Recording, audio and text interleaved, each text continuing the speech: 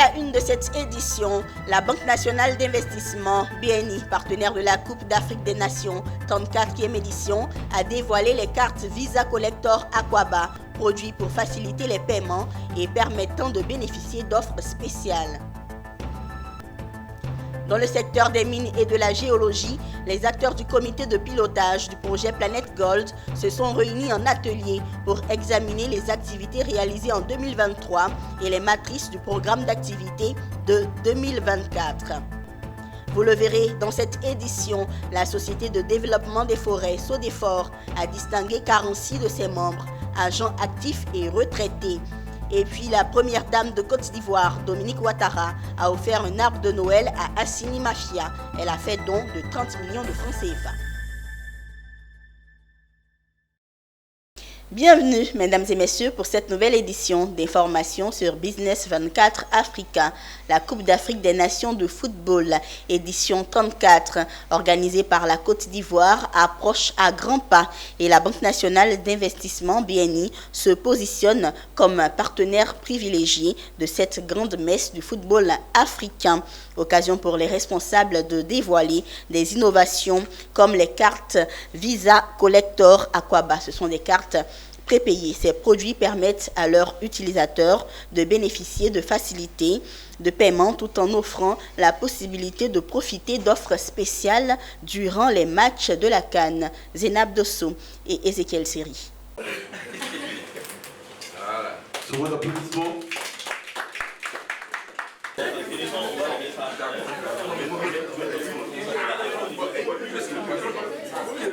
Les cartes prépayées Visa Collector Aquaba. Ce sont les nouvelles innovations que la BNI, Banque nationale d'investissement, vient de mettre à la disposition des populations ivoiriennes et à l'ensemble des visiteurs de la Coupe d'Afrique des Nations qui se tient en Côte d'Ivoire. Elle se présente en deux versions, dont la carte Aquaba Ivoire et la carte Aquaba Gold, chacune selon sa spécificité.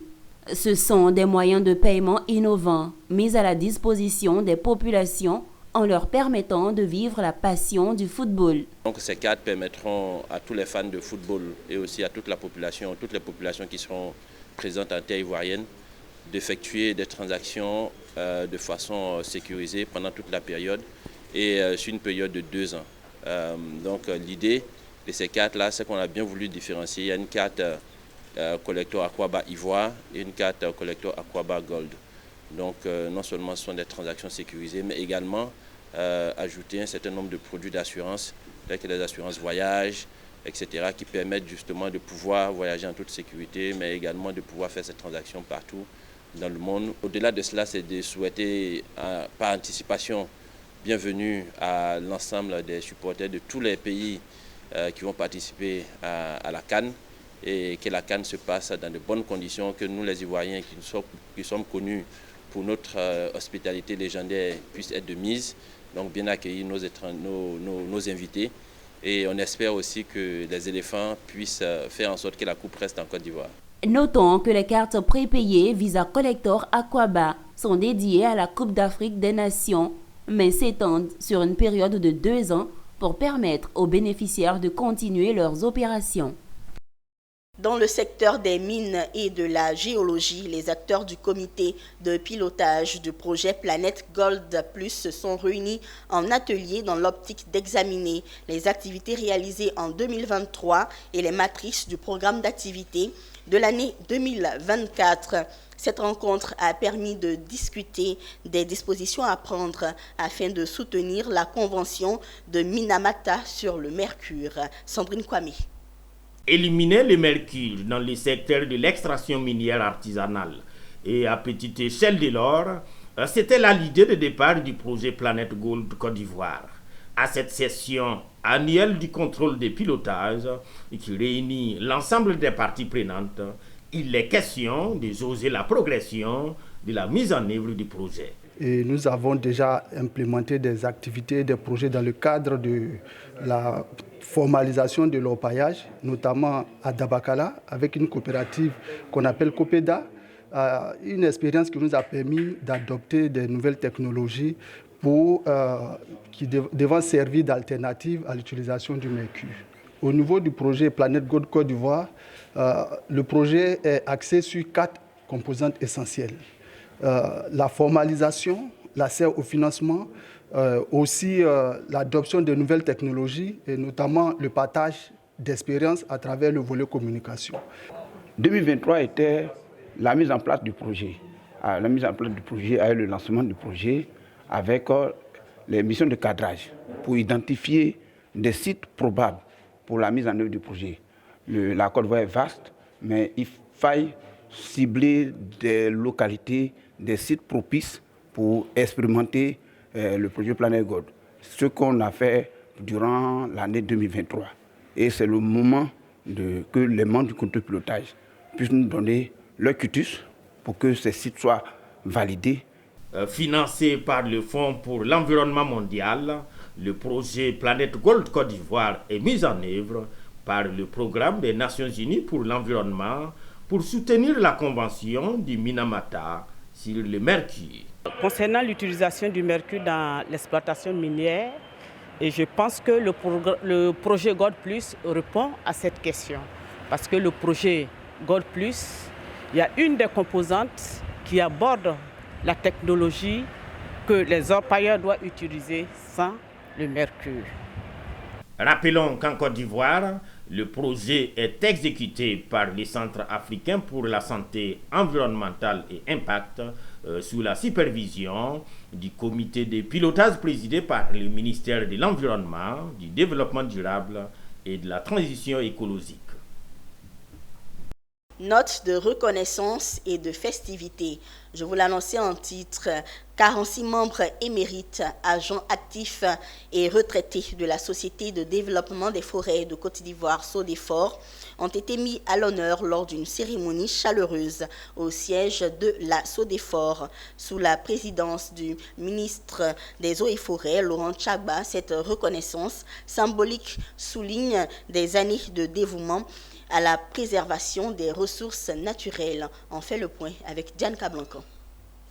Sous les feux de la rampe, ils étaient au total 46 récipiendaires, dont agents et retraités de la Société de développement des forêts, SODEFOR, qui se sont vus accorder une place d'honneur, symbolisant les années de dévouement et d'engagement vers la préservation des ressources naturelles. Les agents conventionnels appelés à faire valoir leurs droits à la retraite ont reçu chacun 30 médailles d'honneur du travail et 16 autres médailles du mérite agricole ont été décernées à des fonctionnaires méritants et dévoués qui totalisent chacun plus de 23 ans d'ancienneté à la SODEFOR, parmi lesquels 10 sont appelés à faire valoir leurs droits à la retraite.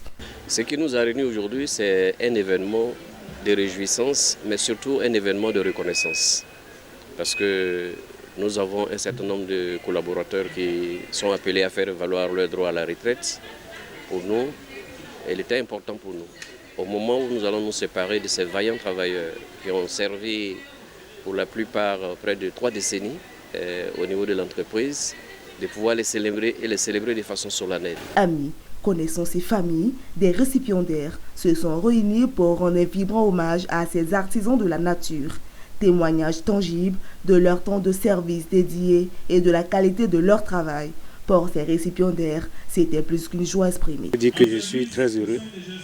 Je suis très heureux de partir à la retraite. Pas parce que j'ai envie de quitter la SODEFOR, mais parce que je mérite de partir de la SODEFOR. Parce que ce n'est pas 38 ans de service, ce n'est pas 38 jours. J'ai fait pratiquement toute ma vie ici. Et aujourd'hui, je remercie Dieu. Vraiment, c'est un sentiment de fierté, de joie et surtout de remerciement.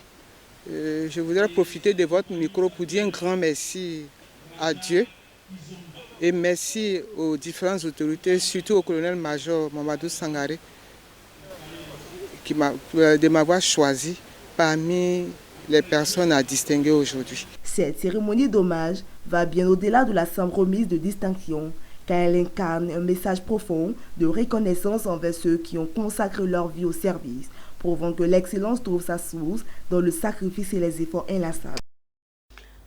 Poursuivons ce journal avec les événements de fin d'année et rendons-nous à Assini Mafia, dans le sud d'Abidjan, où la fête de Noël a été vécue par les populations avec la première dame de Côte d'Ivoire, Dominique Ouattara. C'est sur le parvis de la paroisse Sainte-Thérèse de l'Enfant Jésus, récemment reconstruite après avoir été dévastée par une tornade, qu'un important don de 30 millions de francs CFA a été fait. Le commentaire de Mondésir Nascimento. Paroisse Sainte-Thérèse de l'Enfant Jésus à Assini Mafia, le parvis est bien occupé. Nous sommes à la veille de la Noël et les populations, sur invitation de la première dame de Côte d'Ivoire, se sont mobilisées. Avec joie au cœur, ils ont reçu avec la première dame des vivres, des non-vivres et des cadeaux pour les tout-petits, le tout pour une valeur de 30 millions de francs CFA. Chaque année, elle ne déroge pas à la règle. Elle vient toujours le 24 décembre pour prier avec ses frères et ses sœurs d'Assini ici. Avant, elle le faisait à Abidjan. Nous, les membres de son cabinet, nous lui avons dit, Madame la Première Dame, est-ce qu'on ne peut pas faire Abidjan? Parce que nous, on n'a pas envie de voyager le 24. Elle dit, non, je vais aller à Assini. Madame Yao, allons à Assini. Vous voyez, elle a insisté et elle a dit, et nous nous sommes exécutés. Et c'est avec grand plaisir que nous venons à Assini, parce que nous savons que cela vous fait plaisir également de la voir ici. Et elle également est très heureuse de venir chaque année le 24 décembre pour venir vous voir et vous saluer. Et comme vous le savez, elle ne vient jamais les mains vides. Quel que soit l'endroit où elle part, que ce soit pour des funérailles, que ce soit pour des activités de jeunes, de femmes, d'enfants, sa caractéristique, elle vient toujours les bras chargés. Et particulièrement quand il s'agit d'Assini, son village. Et c'est pourquoi vous voyez tous ces dons. Merci. Après ce don, place à la célébration eucharistique entachée de la célébration de la Nativité du Christ. La première dame, à cette occasion, a ajouté au premier don une enveloppe financière de 8 millions de francs CFA, de quoi réjouir Assini Mafia. Le curé de l'église, Évariste Billet, a exprimé sa gratitude, saluant non seulement la générosité financière, mais aussi le cœur bienveillant de la première dame de Côte d'Ivoire.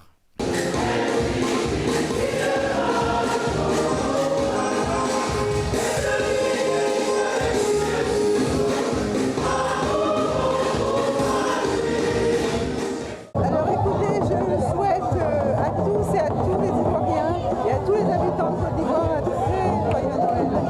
Et aussi à tous les enfants, j'espère qu'ils seront heureux et qu'ils auront à jouer aujourd'hui ou demain matin. Après la messe, dans un discours empreint de chaleur humaine, mais surtout maternelle, Dominique Ouattara a présenté ses vœux de joyeux Noël à tous les Ivoiriens.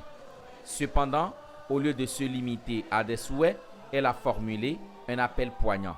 Pensez aux enfants surtout et pensez aux nécessiteux, a-t-elle laissé entendre. Un message qui résonne profondément avec son engagement constant envers les populations vulnérables. 500 enfants de la commune de Cocody, notamment du secteur Génie 2000, ont vécu eux aussi la magie de Noël, initiée par Touré Vamara, directeur de cabinet du professeur Adama Diawara. L'événement festif permet aux enfants de célébrer avec joie les fêtes de fin d'année.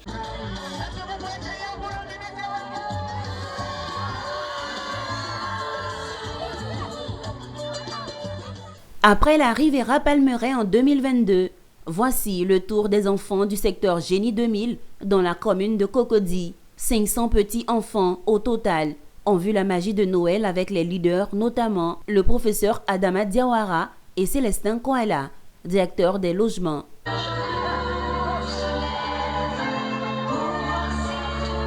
Initié par Touré Vamara, directeur de cabinet du ministère de l'Enseignement supérieur et de la Recherche scientifique, l'événement festif qui a vu la remise de plus de 500 cadeaux vise à permettre aux enfants de célébrer avec joie les fêtes de fin d'année.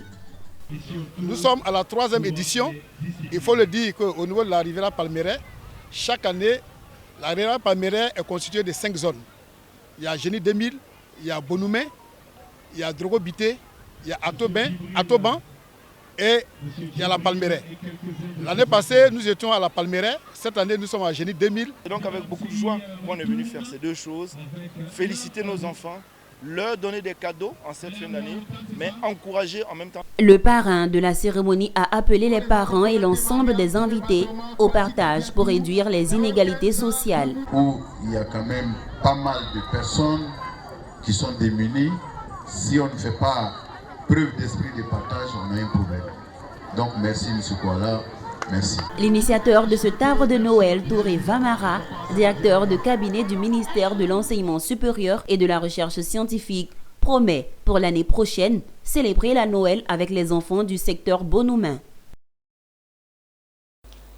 Le zouglou, genre musical populaire et urbain né en Côte d'Ivoire dans les années 90, est une véritable identité culturelle au plan national et international. À Koumassi, une des communes d'Abidjan, l'on veut encore célébrer cette identité culturelle avec la création de l'espace Zouglou Beach 32 de Koumassi.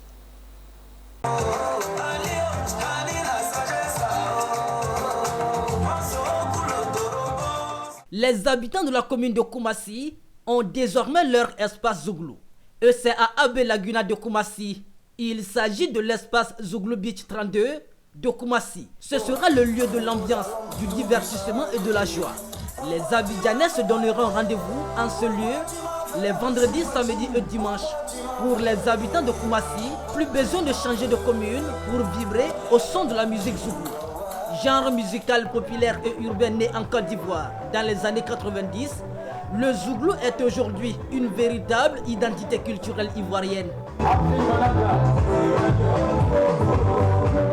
Nous avons eu l'idée comme ça de faire une exception cette fois-ci, c'est-à-dire de créer un Zouglou.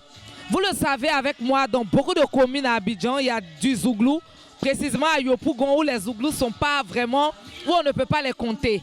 Mais à Koumassi, nous n'avons pas beaucoup de Zouglou. L'idée m'est venue comme ça, de faire des Zouglous, du Zouglou les vendredis, samedis et dimanches, que j'ai nommé les VSD du Zouglou Beach 32.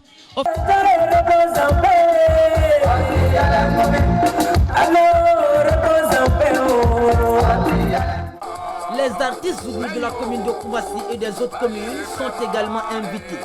Espace Zouglou Beach 32 de Koumassi, c'est un véritable podium pour recevoir les artistes. Ceux-là qui, à travers des percussions et des textes dont ils ont l'exclusivité, décrivent des faits de société à travers des histoires pleines d'humour.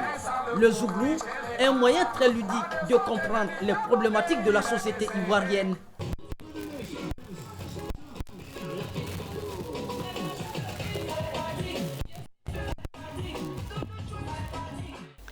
Parlons de développement durable. Les acteurs clés intervenant dans la gestion de la réserve naturelle de Bossémati se sont retrouvés récemment à Abengourou. Objectif, dresser le bilan des activités au titre de l'année 2023 et dégager les perspectives pour 2024. Au terme des travaux, il a été recommandé que des moyens conséquents soient dégagés pour une meilleure protection du parc. Le reportage de Joseph Assalé, notre correspondant dans l'Indénié du Ablé.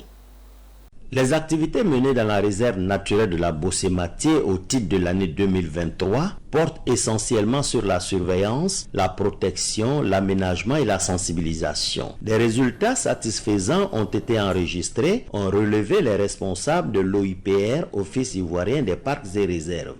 Aujourd'hui, on vient de constater que nous sommes à près de 75% du taux de réalisation des activités. Nous allons poursuivre dans cette donnée. C'est ça la prise en main que nous sommes en train de faire actuellement au niveau de la réserve naturelle de Bossémati. Toutefois, cette prise en main de la réserve est confrontée à des difficultés financières. Ce qui manque le plus, ce sont les financements. Il y a beaucoup d'activités à mener et ces activités, on nécessite que les financements soient garantis pour pouvoir continuer la conservation de cette aire protégée. Pour le moment, nous sommes en train de prendre en main, de voir tous les contours, de reconnaître les limites.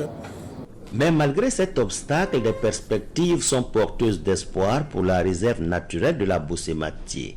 les perspectives se résument essentiellement donc à renforcer la surveillance, renforcer la sensibilisation, faire les aménagements pour pouvoir mieux accéder au parc et à la réserve, et puis engager véritablement les populations riveraines à nous appuyer.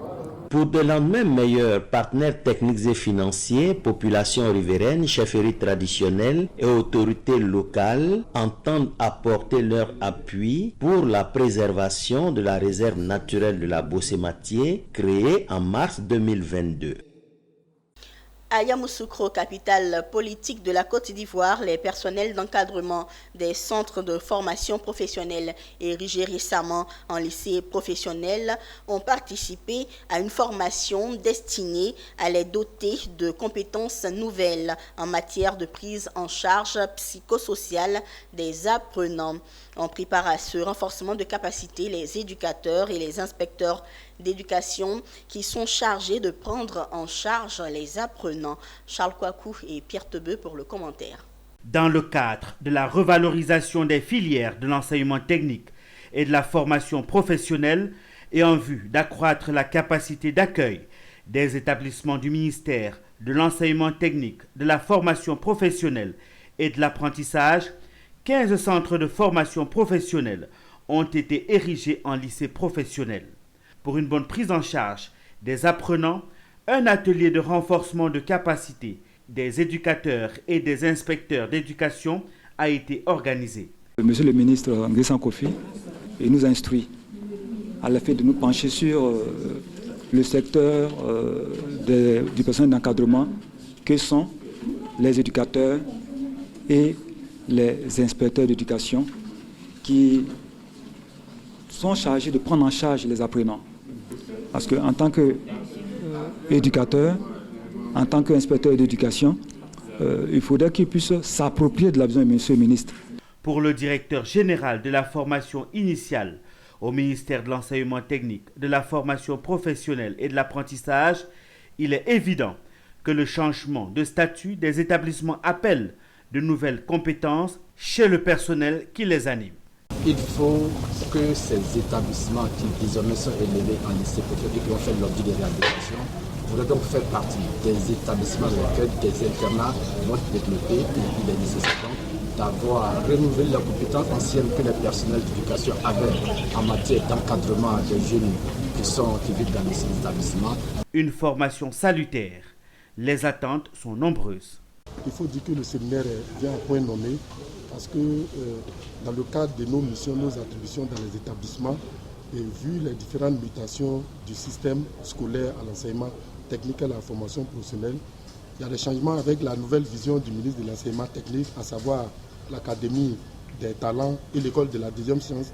Il faut d'autres manières de faire. Durant les 3 jours de formation, les inspecteurs d'éducation et éducateurs ont saisi les outils nécessaires apportés par les experts pour mieux encadrer les enseignants. À Korogo, dans le nord de la Côte d'Ivoire, un forum des jeunes de l'espace transfrontalier Sikasso, Korogo, Bobo Dioulasso, SKBO a eu lieu afin de réfléchir sur les stratégies et pistes de solutions relatives aux problèmes qui affectent l'espace SKBO et consolider la paix et la cohésion sociale. Les jeunes sont venus du Mali, de la Côte d'Ivoire et du Burkina Faso. Ouattara Daouda. 2 jours durant, l'Union transfrontalière des collectivités territoriales de l'espace Escabo a organisé un forum des jeunes de l'espace Sikasso Korogo Bobo Dioulasso Korogo dans le nord de la Côte d'Ivoire sur le thème paix et cohésion sociale. Quelle contribution de la jeunesse de l'espace Escabo? Un thème qui colle avec l'actualité et de la montée de l'extrémisme violent dans les pays et dans l'espace Escabo. Comme on l'a dit, on veut venir vraiment en renfort aux différents États en matière de sécurité. Vous savez que cet espace est en proie d'insécurité depuis un certain moment. Nous-mêmes, nous avions produit un mémorandum depuis 2014, attirant l'attention des autorités. Nous nous sommes dit qu'il fallait réunir les jeunes pour qu'eux-mêmes expriment leurs idées qu'on puisse les mettre en pratique pour éviter leur recrutement par les groupes djihadistes. Nous savons que tout ce qui se passe, le djihadisme se base sur la pauvreté et l'employabilité des jeunes. Il s'agit pour nous d'une importante rencontre, car comme l'a dit tout à l'heure le président, nous vivons dans un espace aujourd'hui qui est fortement menacé, la menace terroriste. Et vous savez que cette menace-là ne peut que prospérer sur le terreau fertile de la pauvreté. Et les jeunes sont très exposés à cela. C'est pour cela que la rencontre de ces jeunes de ces trois États ce matin augure un bon espoir pour nous. Ce forum vient offrir un cadre d'expression aux jeunes de l'espace frontalier Escabo en vue d'apporter leur contribution à la consolidation de la paix et à la cohésion sociale dans un contexte multidimensionnel. Il est impératif que les jeunes soient formés, que les jeunes soient informés et sensibilisés, mais surtout que les jeunes puissent vraiment avoir un emploi. Donc, l'employabilité des jeunes est une condition sine qua non pour que nous puissions avoir la paix et la cohésion de façon transfrontalière. À la fin de ces 2 jours d'échange, les jeunes de l'espace Escabo ont été sensibilisés sur la situation sécuritaire et la situation de l'emploi des jeunes de l'espace. Ils ont par ailleurs proposé des actions à mener pour promouvoir la paix et la cohésion sociale. Restons à Korogo avec Ouattara Daouda. Une foire culturelle dénommée Journée du Balafon a été organisée pour promouvoir la culture, notamment l'identité culturelle des peuples de l'espace Escabéo à travers la célébration du Balafon. Cette journée du Balafon initiée par l'Union transfrontalière des collectivités territoriales de l'espace Sikasso Korogo Bobo Dioulasso a démarré par une visite de courtoisie aux autorités coutumières administratives de la région du Poro en Côte d'Ivoire, suivi des visites touristiques à Waranyene, le village des Tisserans et au musée régional de Korogo, afin de découvrir et apprécier les merveilles qui y sont. Peu avant, une conférence sur l'historique de l'espace Escabo avait été exposée, où M. Siama Bamba, président de la fêtière, a reçu les félicitations des membres ainsi que ses pairs pour l'énorme travail abattu à la tête de cette fêtière depuis sa création. L'objectif de la journée du Balafon consiste à promouvoir la culture, l'identité culturelle des peuples de l'espace Escabo. Dans la soirée, place au Balafon et danse traditionnelle venue du Burkina, du Mali et de la Côte d'Ivoire. Le Balafon, c'est des danses, mais tout ça doit préserver. Citoyens de ces 3 pays, et ce que j'ai vécu pendant ces 2 jours. Je pense que tous ceux qui ont participé ont eu aussi le même sentiment. Notons que ces activités se sont déroulées dans le cadre de la mise en œuvre du programme de coopération transfrontalière locale phase 2 dans l'espace Escabo, exécuté par le Conseil des collectivités territoriales de l'UEMOA, financé par la Commission de l'UEMOA et la coopération suisse et le soutien du FDFP de Côte d'Ivoire.